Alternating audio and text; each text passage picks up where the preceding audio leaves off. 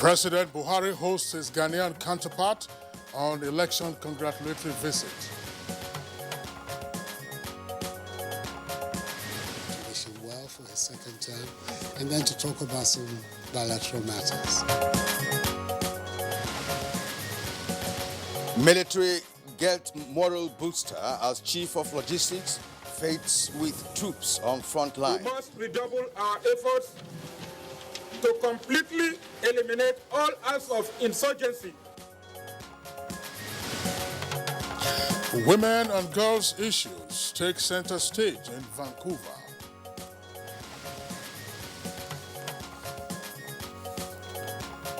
And on Good Morning Nigeria this Thursday, we beam our searchlight on the electoral process within the last 20 years of Nigeria's democracy. All right, 20 years and still counting. Nigeria has had uninterrupted democratic governance, and for several episodes of Good Morning Nigeria now, we've been talking about the gains and the pains, if you like, of our democracy since 1999. Yes, this time around we'll be looking at the electoral process, given the fact that we have it has become the most accepted means of changing leadership in any given democratic system. That's right. Now, since 1999, Nigeria has had 5 general elections, including, of course, the last one that took place in February and March this year. But as it were, each of these elections, since 1999 in particular, you will now be counting from 2003, those elections have had their own distinguishing characteristics in terms of quality and integrity. Exactly, Kingsley, and the elections, one way or the other, shaped the nation's democratic culture, either positively or negatively, especially with electoral malpractices characterized by godfatherism, vote buying, rigging, and ballot snatching. That's right, Kirian. It can be seen, obviously, from the history of our electoral process, especially in the instant Fourth Republic. There have been a lot of lapses, but there have also been positive sides. And those lapses that have been identified have made it possible for the instances you just described with regard to the manipulation of electoral outcomes. But of course, there have also been reforms. Yes, it is widely argued that the 2007 elections that brought in late President Umaru Musa Yar'Adua was marred by irregularities, which he himself condemned, and of course set up an electoral reform committee in getting the process right. No doubt about that. That electoral committee, reform committee, was the Uwais committee, as it's often popularly referred to. Uwais, of course, was the former Chief Justice of the Federation. And a number of issues, of course, have arisen from the recommendations of that committee. Some of them have been implemented. But we have also seen, in terms of the electoral process since 1999, an increase in the number of political parties. On the eve of the transition in 1999, there were 3 registered political parties. But as of now, there are some 91 political parties, and 73 of them presented candidates for the presidential election this year. And not in all categories of election. Now, the process recorded an incumbent losing election, talking about the 2015 elections, where President Goodluck Jonathan ceded power to President Muhammadu Buhari.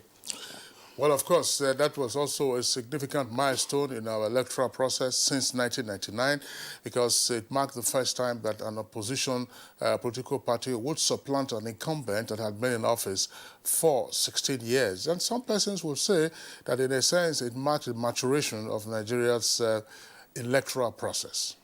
All right, and this morning we intend to continue with our discussion on Nigeria's democratic journey, 20 years, of its electoral process. Of course, as Kingsley highlighted, we've had 5 election cycles, and each of these elections had its own peculiarities. And these are some of the issues that we're going to be tackling this morning as we gear up towards bringing you another interesting edition of Good Morning Nigeria. And of course, we will be engaging another set of guests who will give us their perspectives as we count down to June 12th, which is now the new Democracy Day. I am Kirian Umayo, and it's always good to have you join us on Good Morning Nigeria, broadcast live on the network service of the Nigerian Television Authority, auditioning from the Nigeria's capital city of Abuja.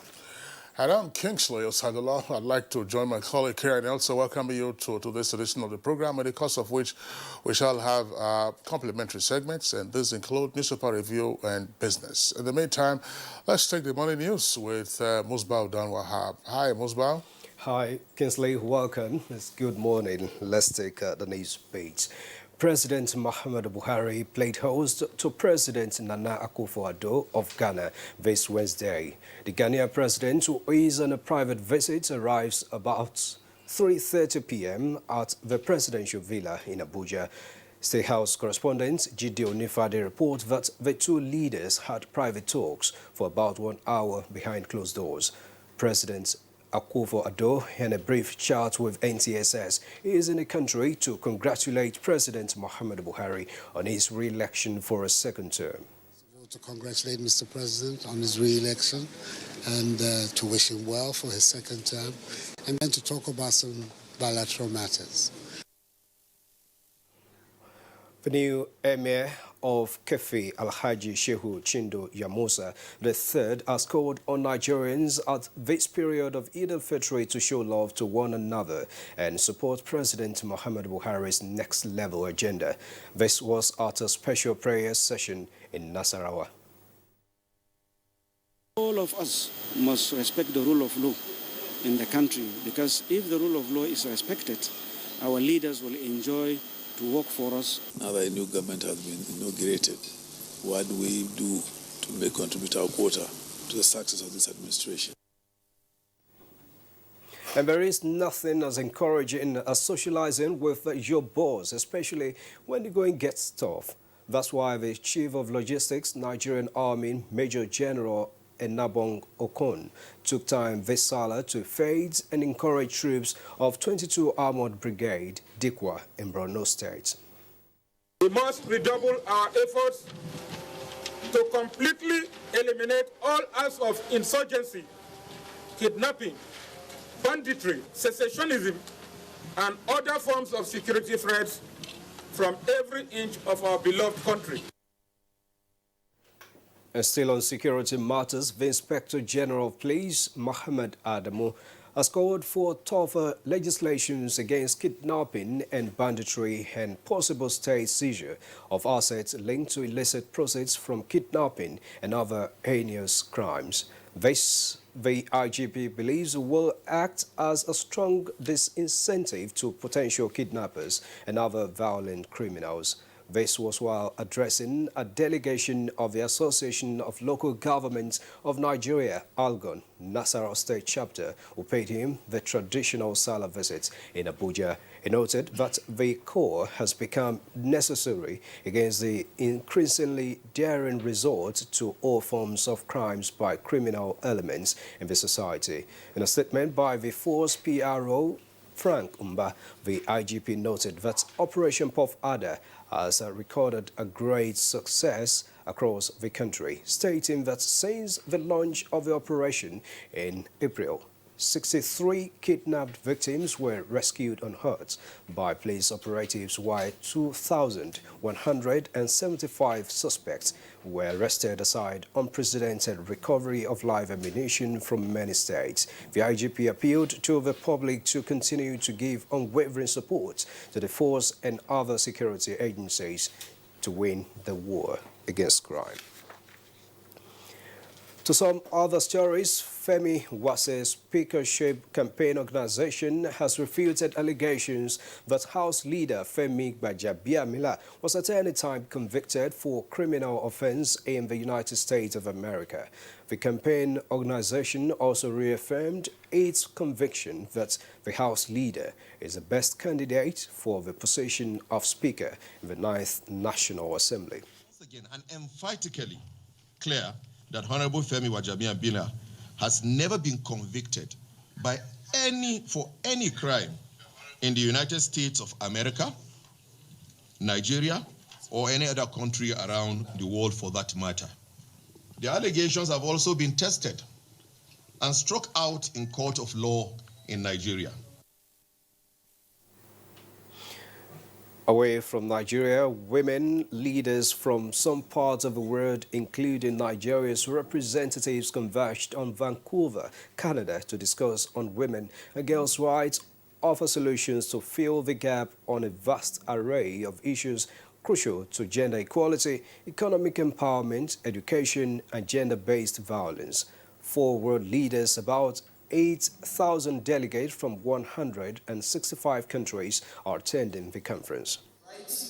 Politicians are giving in to the pressure, shamefully campaigning to undo women's hard-won victories. That's a daunting reality to face. My friends, we are not powerless. And that's the news based this morning. Mornings in our subsequent bulletins in the course of the day. Good morning, Nigeria. We'll continue with Kingsley and Kieran just after this break. The general public is hereby invited to the unveiling ceremony of a historical exhibition in pictures, arts and immersive environment as part of activities lined up to mark the 2019 Democracy Day commemoration. The exhibition with the theme Unbroken Democracy is scheduled to take place as follows. Date 7th June 2019. Venue International Conference Center, ICC. Time 4:30 p.m. Please note, the exhibition will remain open to the public until June 12, 2019. Boss Mustafa, Secretary to the Government of the Federation, announcer.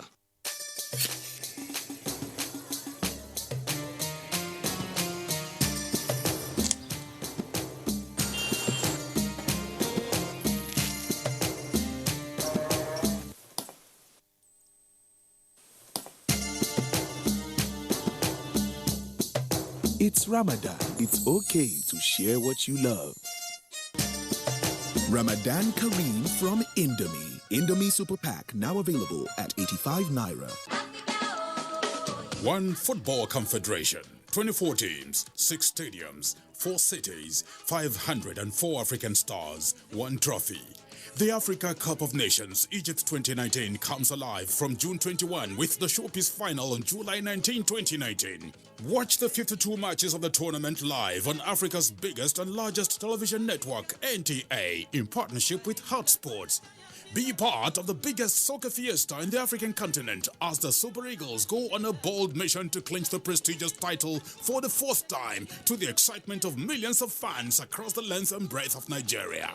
Nigeria's premier sports production and marketing group, Hot Sports, partners with the biggest, the largest, and the #1 television network in Africa, the NTA, to give Nigerians a memorable viewing experience. Boost fan support for the Super Eagles to glory in Egypt. For inquiries, please contact Abubakar on 0803-331-0175 and Felix on 0803-308-2375. NTA, you can't beat the rich. Ever since he could hold the bat, Charles wanted to play like his big brother. Victor had skills that matched the best in the land. Never mind, little brother. Drink your Dano milk and keep practicing. So that is what he did. And step by step, glass by glass, the boy grew in spirit and strength. Drink your Dano milk and be strong. Also available in Dano Cool Cow, Dano Slim, and Dano Flavored Milk. Choose Dano. Choose goodness.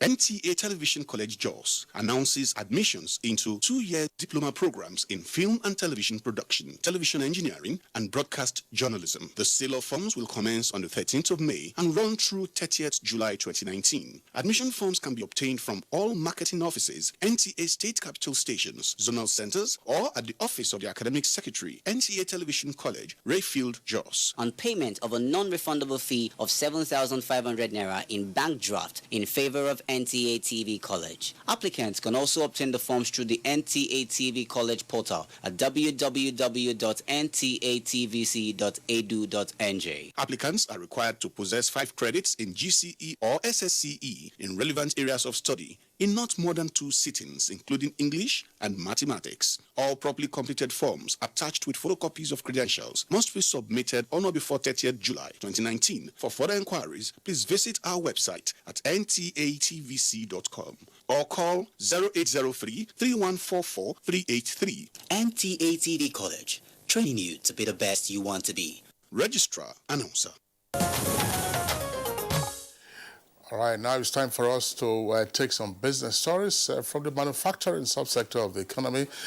We have our correspondent, Joy Uzo, with the details.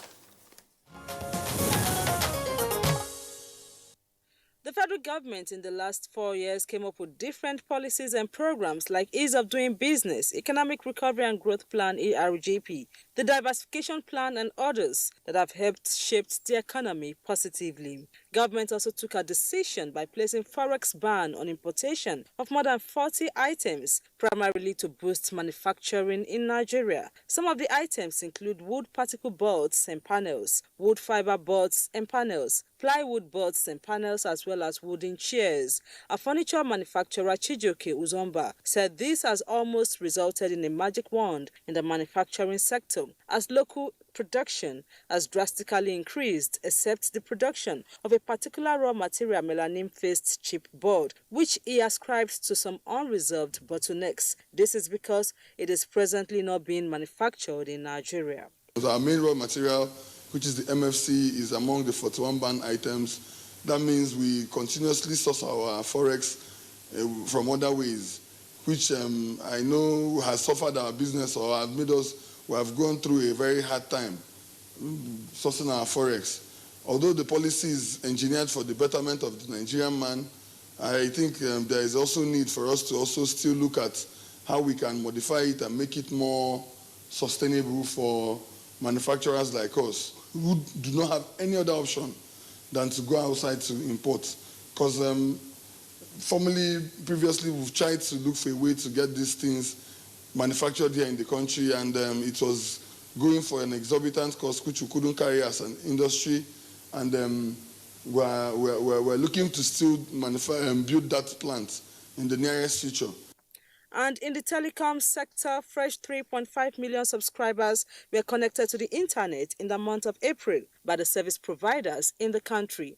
Latest statistics released by the Nigerian Communications Commission (NCC) showed that from 115.9 million internet users in March, the figure rose to 119.5 million within 1 month. However, the operators lost 72,782 voice subscribers as the figure dropped from 173.71 million in March to 173.64 million.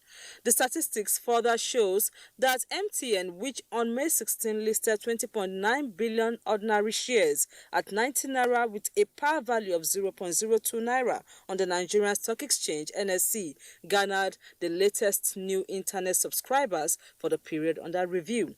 It was followed by Globacom and Airtel.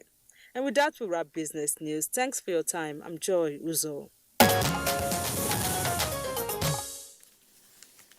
All right, thank you, Joy, for that business package. And of course, coming on next will be newspaper review. Stay with us.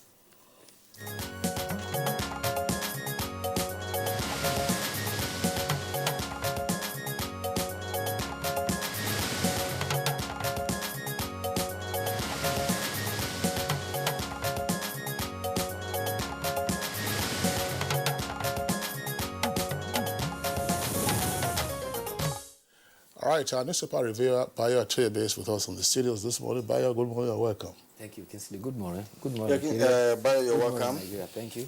All right, Kira, we have 4 papers, I believe, this morning. Let's take a look at the Nigerian pilot.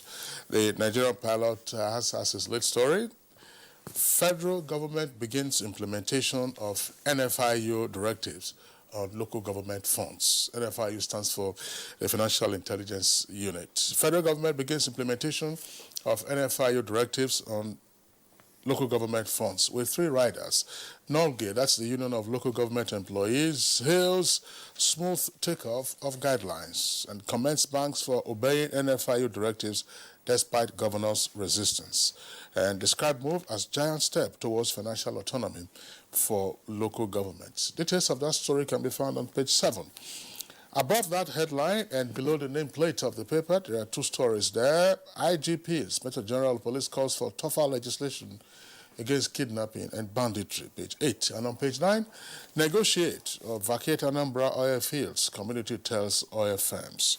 And then right at the foot of the front page of the Nigerian Pilot newspaper, we have the story. It's on page 13 in greater detail of the paper. It says 1,618 people died in road accidents in 3 months. That's according to the Federal Road Safety Corps. 1,618 people died in road accidents in 3 months, according to the FRSC. All right, you are done. Let's go to the Punch newspaper before Bayo comes in now. Punch newspaper for this morning. Above the nameplate of the Punch newspaper, recapitalization, insurance firms seek deadline extension is on page 26 of the Punch. There are other stories. Shemole versus Oyegu, APC state chairman seek Buhari's intervention may meet before Monday. Page 2 has details of that report. And prison officers protest unpaid promotion arrears. It's on page 10. And then we arrested 2,175 suspected kidnappers, others in 2 months, says the IG. It's on pages 4 and 5.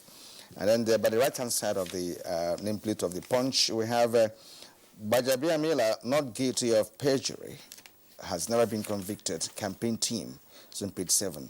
Now Zamfara. NAF panel submits report on dead civilians in Zamfara. That's on page 12. And now the lead story on the Punch newspaper. Presidency meets power firms over electricity crisis. It's on page 25. Says German government to assist with the distribution project. And now at the bottom of the Punch newspaper, we have a number of stories. The bandits kill 16 in Zamfara. 1 dies in Bauchi-Sala clash. I'll hand over to another PDP governor, Dixon Bowles. That's the governor of Bayelsa State. It's on page 22 of the Punch newspaper. Let's bring in Bayo at this point. Yes. There is the report about power. Electricity distribution companies actually met with the chief of staff to the president, and the whole idea is to review the problems of liquidity and crisis in the power sector, particularly in the area of distributing power by discos. It may be recalled that it's 5 years now since we went into privatization, and that has foisted onto the nation 6 generation companies and 11 distribution companies. These were the ones that replaced the Power Holding Company of Nigeria. Presently, the challenges they are grappling with are gas supply shortages, limited distribution network, as well as limited transmission capacity. The other ones are huge metering gap, which has led to a periodic estimate for which customers are exploited. Electricity theft is also one. In fact, in our area, we had power outage for a long time. And when we found out, we were told that some persons went to the transformer and removed copper material for it. Can any ordinary person go to a transformer and remove copper wires? And because of that, we were in the blackout for a long time. So those are some of the challenges. But in the meantime, the meeting with the chief of staff is trying to look at a government-to-government arrangement. They have an arrangement with the German government, and they will be helping the distribution companies, particularly in the area of looking at how the system will work in the central system, so that some of their challenges will be eliminated. The other story of interest is the Inspector General of Police has called for tougher legislation against kidnapping, banditry, and a strong disincentive to those who are involved in these violent crimes. IGP Mohammed Adamu suggested a possible state seizure of assets and for all illicit proceeds from such heinous crime.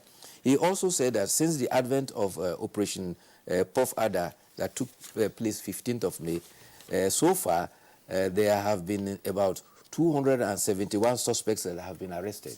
Among these, 63 persons that were kidnapped were rescued unhurt. And you can imagine, there have been 852 persons who have been arrested for kidnapping, 865 for armed robbery, 359 for murder. 99 others have been arrested for cultism.